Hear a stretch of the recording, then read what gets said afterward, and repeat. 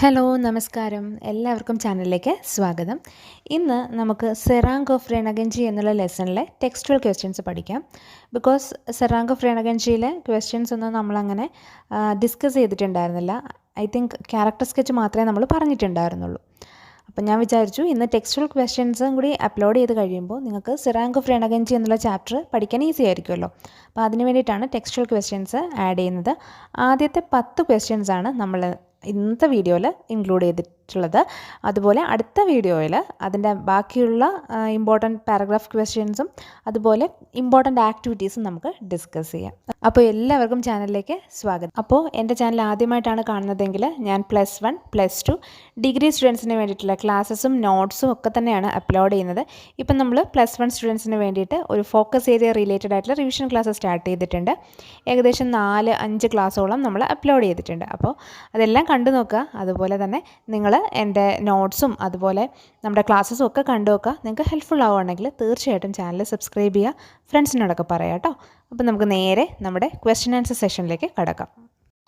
First question, what was notable about the appearance of the Indian Serang? So Indian സെറാങ്ങിൻ്റെ അപ്പിയറൻസിനെ പറ്റിയിട്ട് എന്താണ് നമുക്ക് മനസ്സിലാവുന്നത്? Indian serang Hassan was a squat, ugly-looking native seaman with short legs and a large, disproportionate head. So Indian Serang ആയിട്ടുള്ള ഹസൻ അദ്ദേഹം Scott ugly ആയിട്ടുള്ളൊരു വ്യക്തിയായിരുന്നു.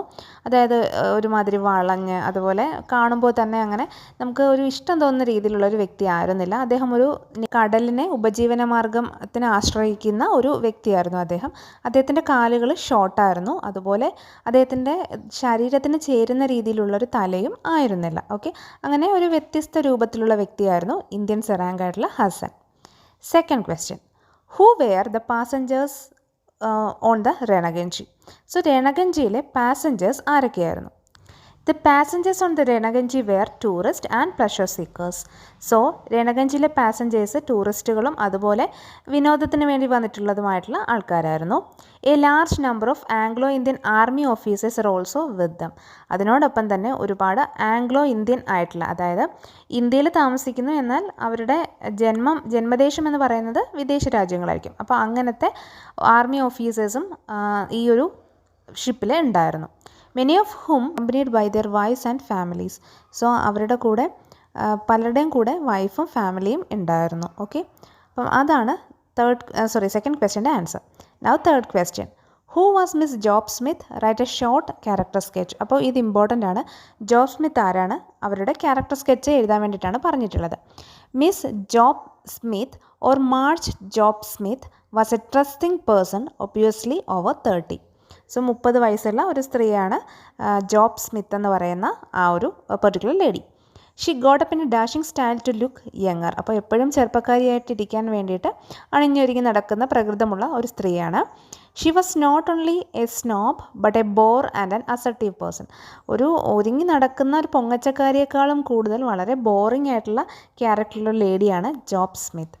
Xi was a first class passenger on the Ranaganji. റേണഗഞ്ചിയിലെ ഫസ്റ്റ് ക്ലാസ് പാസഞ്ചറാണ് ഈ പറയുന്ന സ്ത്രീ. She had A mail companion named Ronnie. She was always seen with this man. അപ്പോൾ അവൾക്കൊരു മെയിൽ കമ്പാനിയൻ ഉണ്ട്, അയാളുടെ പേര് റോണി എന്നാണ്. അയാളുടെ കൂടെയാണ് എപ്പോഴും ഈ സ്ത്രീയെ കാണുന്നത്. The story starts with her comment about the Serang Hassan as an absurdly comic creature. Whenever she get an opportunity, she tries to ridicule the serang. അപ്പോൾ ഈ സ്റ്റോറി സ്റ്റാർട്ട് ചെയ്യുന്നത് തന്നെ ഹസൻ എന്നുള്ള സെറാങ്കിനെ അബ്സേർഡ്ലി കോമിക് ക്രീച്ചർ എന്ന് പറഞ്ഞുകൊണ്ട് അവർ കളിയാക്കുന്നിടത്ത് നിന്നാണ്. അതുപോലെ തന്നെ അവർക്ക് എപ്പോഴൊക്കെ സെറാങ്കിനെ കളിയാക്കാൻ അവസരം കിട്ടുന്നോ അപ്പോഴൊക്കെ അവർ സെറാങ്കിനെ കളിയാക്കും.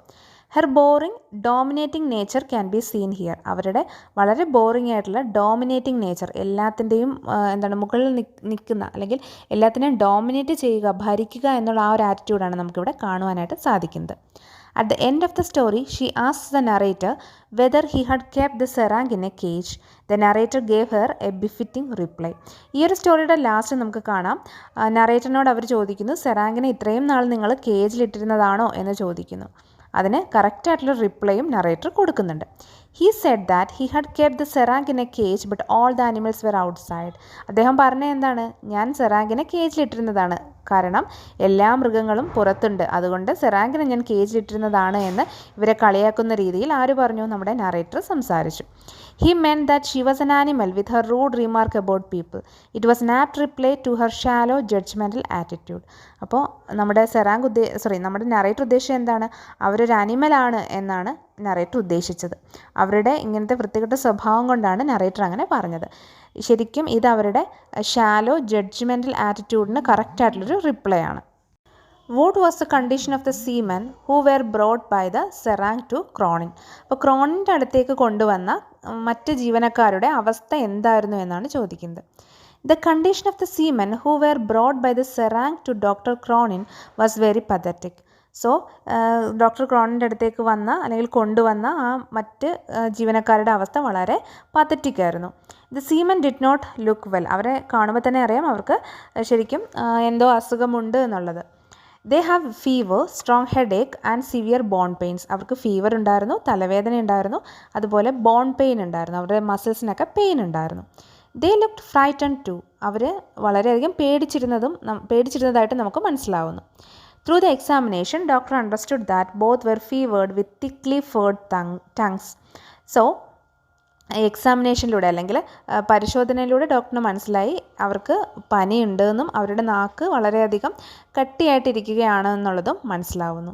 ദേ had dry skin which is the nature's gravest warning. അവരുടെ സ്കിൻ വളരെ ഡ്രൈ ആയിരുന്നു. അത് ശരിക്കും ഒരു വല്ലാത്തൊരു ദുസ്സൂചനയാണ് തന്നത്. Doctor discovered scattering of hard little nodules under the wrist of each men. അപ്പോൾ ഡോക്ടറിന് മനസ്സിലായി ഓരോ വ്യക്തിയുടെ അവിടെ വന്ന രണ്ടുപേരെ പരിശോധിച്ചപ്പോഴും മനസ്സിലായി അവരുടെ സ്കിന്നിൽ എന്തോ ഒരു നൊഡ്യൂൾസ്, പിമ്പിൾസ് പോലെ എന്തോ വരുന്നതായിട്ട് ഡോക്ടറിന് ഫീൽ ചെയ്തു. It was unmistakable symptom of smallpox. അത് എന്തിൻ്റെ സിംറ്റം ആയിരുന്നു? സ്മോൾ പോക്സിൻ്റെ സിംറ്റം ആയിരുന്നു. അടുത്ത ക്വസ്റ്റ്യൻ.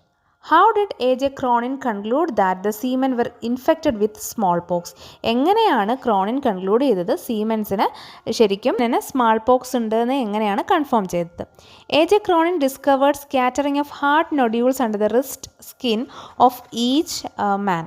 അപ്പോൾ അദ്ദേഹം മനസ്സിലാക്കി ഓരോ വ്യക്തിയുടെയും സ്കിന്നിൽ ഡ്രൈ സ്കിന്നിനുള്ളിൽ നൊഡ്യൂൾസ് വരുന്നതായിട്ട് അദ്ദേഹം മനസ്സിലാക്കി. അത് എന്തിൻ്റെ സിംറ്റമായിരുന്നു? It was an unmistakable symptom of smallpox. അത് സ്മോൾ പോക്സിൻ്റെ സിംറ്റമായിരുന്നു. Next question. Describe captain Hamble. What was the reaction when he heard about the break out of smallpox on the ship? അപ്പോൾ ക്യാപ്റ്റൻ ഹാമ്പിളിനെ പറ്റിയിട്ട് describe ചെയ്യാനാണ് പറഞ്ഞിട്ടുള്ളത്. അയാളുടെ റിയാക്ഷൻ എന്തായിരുന്നു സ്മോൾ പോക്സിനെ പറ്റി അറിഞ്ഞപ്പോൾ? Captain Hamble was a thickest man of 55. Captain ഹാമ്പിളിനെ കാണുമ്പോൾ തന്നെ മനസ്സിലാവും അദ്ദേഹത്തിന് 55 വയസ്സാണ് പ്രായം. He was known as a strict disciplinarian but also as a just and fair minded officer showing his tension. ആൾ വളരെ സ്ട്രിക്റ്റ് ആയിട്ടുള്ളൊരു വ്യക്തിയായിരുന്നു എങ്കിൽ പോലും ശരിക്കും നമുക്ക് ഈ ഒരു കാര്യം പറയുമ്പോഴുള്ള അയാളുടെ രീതികൾ കണ്ടാൽ തന്നെ അറിയാം കുറച്ച് ടെൻഷനൊക്കെയുള്ള ടൈപ്പാണ് എന്നുള്ളത്. When the doctor told him that two of deck hands had smallpox, Captain Hamble's lips drew tightly together. So രണ്ടു പേർക്ക് സ്മോൾ പോക്സ് ഉണ്ടെന്ന് പറഞ്ഞപ്പോൾ അദ്ദേഹത്തിൻ്റെ ലിപ്സ് അദ്ദേഹം ഇങ്ങനെ കൂട്ടി പിടിക്കുകയാണ് ചെയ്തത്. അതായത് എന്താണ്, ഒരു വലിയൊരു ദുരന്തം പോലെ അദ്ദേഹത്തിന് ഫീൽ ചെയ്തു. അതാണ് നമുക്ക് മനസ്സിലാവുന്നത്. He asked the doctor to do his best to keep his disease from spreading. അപ്പോൾ ഈ ഡിസീസ് സ്പ്രെഡ് ചെയ്യുന്നതിനേക്കാളും അല്ലെങ്കിൽ സ്പ്രെഡ് ചെയ്യാതിരിക്കാൻ ചെയ്യാൻ പറ്റുന്നതൊക്കെ ചെയ്യാനായിട്ട് അദ്ദേഹം പറഞ്ഞു. He also instructed him not to separate the news of the disease to the passengers because it create panic among them. അതുപോലെ തന്നെ അദ്ദേഹം ഒരു കാര്യം കൂടി പറഞ്ഞു, ഈ ന്യൂസ് മറ്റുള്ളവരിലേക്ക് സ്പ്രെഡ് ആവാതെ നോക്കണം. കാരണം സ്മോൾ പോക്സ് ഉണ്ടെന്ന് അറിഞ്ഞാൽ എല്ലാവർക്കും ഒരു പേടി ഉണ്ടാവും. ഓക്കെ, അതാണ് ക്യാപ്റ്റൻ ഹാമ്പിൾ കൊടുത്ത നിർദ്ദേശം. Now question number 7. Where and how was the shelter for the infected patients made? എവിടെയാണ് ഇൻഫെക്റ്റഡ് പേഷ്യൻസിന് ഷെൽട്ടർ ഉണ്ടാക്കിയത്? ഇത് ഇമ്പോർട്ടൻ്റ് ആണ്. Serang arrange the shelter for the patients in the stern of the ship. Serang ഷിപ്പിൻ്റെ സ്റ്റേണിലാണ് ശരിക്കും പേഷ്യൻസിന് ഷെൽട്ടർ ഉണ്ടാക്കിയത്. The place is protected from the view by a battery of derricks and donkey engines. ഷിപ്പിൻ്റെ മറ്റ് ഭാഗങ്ങളൊക്കെ, അതായത് ഷിപ്പിൻ്റെ കേടായ ഭാഗങ്ങളും അതുപോലെ തന്നെ പിന്നീട് യൂസ് ചെയ്യേണ്ട ഭാഗങ്ങളുമൊക്കെ ഇട്ടേക്കുന്ന ആ ഒരു സെഷനിൽ അതൊക്കെ കുറച്ചങ്ങോട്ട് നീക്കി മറ്റുള്ളവരുടെ ശ്രദ്ധ എത്താത്തൊരു സ്ഥലത്തേക്കാണ് ഈ രോഗികളെ അഡ്മിറ്റ് ചെയ്തത്. So it won't be so visible to others. അതുകൊണ്ട് തന്നെ അത് മറ്റുള്ളവർക്ക് കാണാൻ സാധിക്കില്ല. Hassan was the one and only person behind this. അപ്പോൾ ഈ ഒരു അറേഞ്ച്മെൻറ്റിൻ്റെ പിറകിൽ ആരായിരുന്നു ഉള്ളത്? ഹസൻ ആയിരുന്നു. He made the shelter in an hour. 1 മണിക്കൂറിനുള്ളിലാണ് അയാൾ ആ ഷെൽട്ടർ ഉണ്ടാക്കിയത്. Mattresses and sheets were then brought up and 2 patients were comfortably installed. മാട്രസസും അതുപോലെ തന്നെ, അതായത് മെത്തയും അതുപോലെ ഷീറ്റും ഒക്കെ കൊണ്ടുവന്നു 2 പേഷ്യൻസിനെ അവിടെ അഡ്മിറ്റ് ചെയ്യുകയും ചെയ്തു. Now 8th question. How did Serang take care of the diseased patients? അസുഖമുള്ള പേഷ്യൻസിനെ എങ്ങനെയാണ് അദ്ദേഹം ടേക്ക് കെയർ ചെയ്തത്? The Serang was very sincere and compassionate while caring the patients. പേഷ്യൻസിനെ കെയർ ചെയ്യുമ്പോൾ സെറാങ് വളരെ സിൻസിയർ ആയിരുന്നു, വളരെ ആത്മാർത്ഥത ഉള്ള വ്യക്തിയും സഹാനുഭൂതിയുള്ള വ്യക്തിയുമായിരുന്നു. ഈ ഒരു ക്വസ്റ്റ്യൻ ഇമ്പോർട്ടൻ്റ് ആണ് കേട്ടോ. It was a situation to test strongest nerves. അത് ശരിക്കും അവരുടെ ശക്തി പരീക്ഷിക്കുന്ന ഒരു സമയം തന്നെയായിരുന്നു എന്നാണ് പറയുന്നത്. But the Serang was calm and undisturbed. പക്ഷേ സെറാങ്കിന് യാതൊരു കുലുക്കവും ഉണ്ടായിരുന്നില്ല. He didn't show any hesitation. ഒരു മടിയും അദ്ദേഹം കാണിച്ചതുമില്ല. Together Hassan and the doctor sponge the patients with permanganate solution. Doctor gave each man a strong antipyretic. Serang hung sheets soaked in disinfectant round the shelter. Doctor ഇവരുടെ മുറിവുകളിൽ permanganate solution വെച്ചിട്ട് അത് റബ്ബ് ചെയ്ത് കൊടുത്തു. അതിനുശേഷം മരുന്ന് കൊടുത്തു, ആൻറ്റിപൈററ്റിക് മരുന്നുകൾ കൊടുത്തു. സെറാങ് എന്ത് ചെയ്തു? ഈ ഷീറ്റ്സൊക്കെ ഡിസിൻഫെക്റ്റൻറ്റിൽ മുക്കി അവിടെ ഇങ്ങനെ വിരിച്ചിട്ടു. He set up a cooking stove within this little secret area. ഇവിടെ ഒരു കുക്കിംഗ് സ്റ്റൗവും അദ്ദേഹം അറേഞ്ച് ചെയ്തു. Liquids could be heated and simple meals prepared. In attending the patients Hassan seemed untiring. The doctor had to beg him to be careful and not to go too close to the patients because it's a highly infectious disease. Serang ഒട്ടും വിശ്രമിക്കാതെ തന്നെ ഇവരെല്ലാം നോക്കുന്നുണ്ടായിരുന്നു. ഡോക്ടറിന് ഇത് കണ്ടപ്പോൾ ഇദ്ദേഹത്തിനോട് പറയണമെന്ന് തോന്നി, കുറച്ചും കൂടി സുരക്ഷിതമായിട്ടിരിക്കണമെന്ന് ഡോക്ടർ പറയുകയും ചെയ്തു. കാരണം ഇത് പടരുന്ന ഒരു അസുഖമായിരുന്നു. But the serang was not afraid and he continued taking care of the patients in all possible ways he could. പക്ഷേ സെറാങ് അതൊന്നും മൈൻഡ് ചെയ്യില്ല. അയാൾ എന്ത് ചെയ്തു? അയാളെ കൊണ്ട് പറ്റുന്ന രീതിയിലൊക്കെ പേഷ്യൻസിനെ നോക്കി. 9th question. What information did Dr. Croning collect the serang? അപ്പം എന്ത് ഇൻഫർമേഷനാണ് സെറാങ്ങിനെ പറ്റി ഡോക്ടർ ക്രോണിങ് മനസ്സിലാക്കിയത്? Doctor Cronin gather some personal information about the Serang's past. അപ്പോൾ സെറാങ്ങിൻ്റെ പാസ്റ്റിനെ പറ്റിയിട്ട് ചില ഇൻഫർമേഷൻസ് ഇദ്ദേഹം ഗ്യാദർ ചെയ്തു. He understood that he was a Muslim and his name was Hassan. ഇദ്ദേഹം മനസ്സിലാക്കിയ കാര്യം ഇദ്ദേഹം മുസ്ലിമാണ്, ഇദ്ദേഹത്തിൻ്റെ പേര് ഹസൻ എന്നാണെന്ന് മനസ്സിലാക്കി. He was from Punjab but his parents had moved in to South India. ഇദ്ദേഹം പഞ്ചാബിലുള്ള വ്യക്തിയാണ്, ഇദ്ദേഹത്തിൻ്റെ പേരൻസ് പക്ഷേ സൗത്ത് ഇന്ത്യയിലേക്ക് മൂവ് ചെയ്തു. നമ്മൾ ഈ ഇദ്ദേഹത്തിൻ്റെ ക്യാരക്ടർ സ്കെച്ച് അപ്ലോഡ് ചെയ്തിട്ടുണ്ട്. കുറച്ചുകൂടി നല്ല ഡീറ്റെയിൽഡ് ആയിട്ടാണ് പറഞ്ഞിട്ടുള്ളത്. അത് വളരെയധികം നിങ്ങൾക്ക് എക്സാമിന് പ്രയോജനപ്പെടും. അതും കൂടി ഒന്ന് നോക്കുക. അതിൽ കുറച്ച് സെൻറ്റൻസസ് എടുത്ത് നമ്മൾ വളരെ ചുരുക്കിയാണ് ഇവിടെ പറഞ്ഞിട്ടുള്ളത് കേട്ടോ. അപ്പം നമുക്ക് നോക്കാം. But his parents had moved in to South India. പഞ്ചാബിലായിരുന്നു സ്വദേശമെങ്കിലും പിന്നീട് ഒരു പേരൻസ് സൗത്ത് ഇന്ത്യയിലേക്ക് മൂവ് ചെയ്തു. Like many others in that region he too had taken the seafaring life. ആ റീജിയനിലുള്ള മറ്റു പലരെയും പോലെ ഇദ്ദേഹവും കടലിനെ ഉപജീവനമാർഗമാക്കുന്ന ജോലിയിലാണ് ഏർപ്പെട്ടത്. For nearly 40 years he had been travelling in the various parts of the world. ഏകദേശം 40 വർഷത്തോളമായി ലോകത്തിൻ്റെ പല ഭാഗങ്ങളായി ഇദ്ദേഹം ട്രാവൽ ചെയ്യാൻ തുടങ്ങിയിട്ട്. He had spend 15 years in present ship that is Ranaganji. രണഗഞ്ചിയിൽ ഇയാൾ വന്നിട്ട് 15 വർഷമായി. Now he had no place on shore. He had no friends of family. ഇപ്പോൾ അയാൾക്ക് ഷോറിൽ പ്രത്യേകിച്ച് സ്ഥലമൊന്നുമില്ല, അല്ലെങ്കിൽ അയാൾക്ക് ഇപ്പോൾ ബന്ധുക്കളോ ഫാമിലിയോ ഒന്നും തന്നെ ഇല്ല. അതുപോലെ അദ്ദേഹം മാരീഡും അല്ല. He spend his whole life in the sea. തൻ്റെ ജീവിതത്തിലെ മുഴുവൻ സമയവും അയാൾ കടലിൽ തന്നെയാണ് ചിലവഴിച്ചത്. All his life he had acquired nothing, neither money no property. ജീവിതത്തിൽ മുഴുവൻ അദ്ദേഹം ഒന്നും അക്വയർ ചെയ്തിട്ടില്ല. പണമോ അല്ലെങ്കിൽ വസ്തുവകകളോ ഒന്നും തന്നെ അയാൾ അക്വയർ ചെയ്തിട്ടില്ല. His few positions was in ships chest. It might be worth A few rupees. അദ്ദേഹത്തിൻ്റെ ചില സമ്പാദ്യം എന്ന് പറയുന്നത് ക്യാഷൊന്നും അല്ല എങ്കിൽ പോലും വളരെ കുറച്ച് രൂപ മാത്രം വിലമതിക്കുന്ന ചില സമ്പാദ്യങ്ങളും ഈ ഷിപ്പിൽ എവിടെയൊക്കെയോ ഉണ്ട്. അദ്ദേഹത്തിൻ്റെ ഡ്രസ്സോ അതല്ലെങ്കിൽ അദ്ദേഹത്തിന് കിട്ടുന്ന ചെറിയ ശമ്പളമോ ഒക്കെ ആയിരിക്കാം. അതൊക്കെ ഈ ഷിപ്പിൽ എവിടെയോ ഉണ്ടെന്നും പറയുന്നു. Now last question. What was Hassan's attitude to life? ഹസൻ്റെ ജീവിതത്തിനോടുള്ള ആറ്റിറ്റ്യൂഡ് എന്താണ്? ആരുടെ അഭിപ്രായത്തിൽ? ക്രോണിങ്ങിൻ്റെ അഭിപ്രായത്തിൽ. Hassan is an unselfish person. ഹസൻ അങ്ങനെ ഒരു സെൽഫിഷ് ആയിട്ടുള്ള അല്ലെങ്കിൽ സ്വന്തം കാര്യം മാത്രം നോക്കി നടക്കുന്ന ഒരു വ്യക്തി അല്ല. He had no interest in money. Instead he had courage, self control and faith.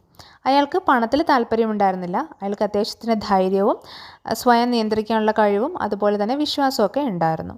The men he worked among lived poor and died poor. It had become the habit of his mind to thought money was of no use for someone who had all that he needed. അദ്ദേഹത്തിൻ്റെ കൂടെ ജോലി ചെയ്യുന്നവരൊക്കെ ദരിദ്രരായി ജനിക്കുന്നു, ദരിദ്രരായി ജീവിക്കുന്നു, ദരിദ്രരായി തന്നെ മരിക്കുകയും ചെയ്യുന്നു. കണ്ടിട്ടുള്ളത് കൊണ്ടായിരിക്കാം പണത്തിനോട് ഇദ്ദേഹത്തിന് അമിതമായിട്ട് ഒരു ആവേശമൊന്നും ഇല്ല. And he was very sincere and compassionate. അയാൾ വളരെ സിൻസിയറാണ്, കമ്പാഷനേറ്റ് ആണ്. ഇയാൾക്ക് പണത്തിനോട് അത്യാർത്തി ഇല്ല എന്ന് പറഞ്ഞു. കാരണം തനിക്ക് ആവശ്യമുള്ളതൊക്കെ ഈ ഷിപ്പിൽ നിന്ന് കിട്ടുന്നുണ്ട്. പിന്നെ എന്തിനാണ് പണം എന്നൊരു ആറ്റിറ്റ്യൂഡായിരുന്നു ഇയാൾക്ക്. ഇയാൾ വളരെ സിൻസിയറാണ്, കമ്പാഷനേറ്റുമാണ്. He find happiness in his service towards others. മറ്റുള്ളവരെ സേവിച്ചുകൊണ്ടാണ് അയാൾ സന്തോഷം കണ്ടെത്തിയിരുന്നത്. He was quite happy with his life and the way he was. അപ്പോൾ ജീവിതത്തിനോട് അയാൾക്ക് വളരെ സന്തോഷമായിരുന്നു. ജീവിതം കൊണ്ട് അദ്ദേഹം വളരെ സംതൃപ്തനായിരുന്നു. അതുപോലെ ഇങ്ങനെ തന്നെ പോകണമെന്ന് ആഗ്രഹമുള്ളൊരു വ്യക്തി കൂടിയായിരുന്നു അദ്ദേഹം. He needed no extra money for his service. അയാളുടെ സേവനത്തിന് അയാൾ എക്സ്ട്രാ മണിയൊന്നും ആവശ്യപ്പെട്ടില്ല. He had no respect for money and he despised it. He was never worried about tomorrow. അതുമാത്രമല്ല പണത്തിനോട് അങ്ങനെ അയാൾക്ക് ബഹുമാനമൊന്നുമില്ല. അതിന് വേണ്ടിയിട്ടുള്ള അത്യാഗ്രഹവും അയാൾക്ക് ഇല്ല. അയാൾ നാളത്തെ പറ്റി ഓർത്തിട്ട് അല്ലെങ്കിൽ നാളെ എന്താവുമോ, ഫ്യൂച്ചർ എന്താവുമോ എന്നതിനെ പറ്റി ചിന്തിക്കുന്നൊരു വ്യക്തിയോ അത് ചിന്തിച്ച് വിഷമിക്കുന്നൊരു വ്യക്തിയോ അല്ലായിരുന്നു എന്നാണ് പറയുന്നത്. അപ്പം ഇത്രയേ ഉള്ളൂ നമ്മുടെ 10 ക്വസ്റ്റ്യൻസ്. വളരെ സിമ്പിളായിട്ടുള്ള ലാംഗ്വേജിലാണ് പറഞ്ഞിട്ടുള്ളത്. ആൻഡ് നിങ്ങൾ ഇത് പഠിച്ചു നോക്കുക, ഇത് പഠിച്ചു വെക്കുക കേട്ടോ. എക്സാമിന് എങ്ങനെ ചോദിച്ചാലും നമുക്ക് ഇങ്ങനെ ടെക്സ്ച്വൽ ക്വസ്റ്റ്യൻസ് വായിച്ച് വെക്കുന്നതിലൂടെ എക്സാമിന് എങ്ങനെയൊക്കെ ചോദിച്ചാലും നമുക്ക് എഴുതാനായിട്ട് സാധിക്കും. അപ്പം ഇത്രയേ ഉള്ളൂ ഇന്നത്തെ വീഡിയോ ഹെൽപ്ഫുൾ ആയിട്ടുണ്ടെങ്കിൽ തീർച്ചയായിട്ടും ചാനൽ സബ്സ്ക്രൈബ് ചെയ്യുക, ഫ്രണ്ട്സിനൊക്കെ ഷെയർ ചെയ്യുക. അപ്പോൾ happy learning and thank you.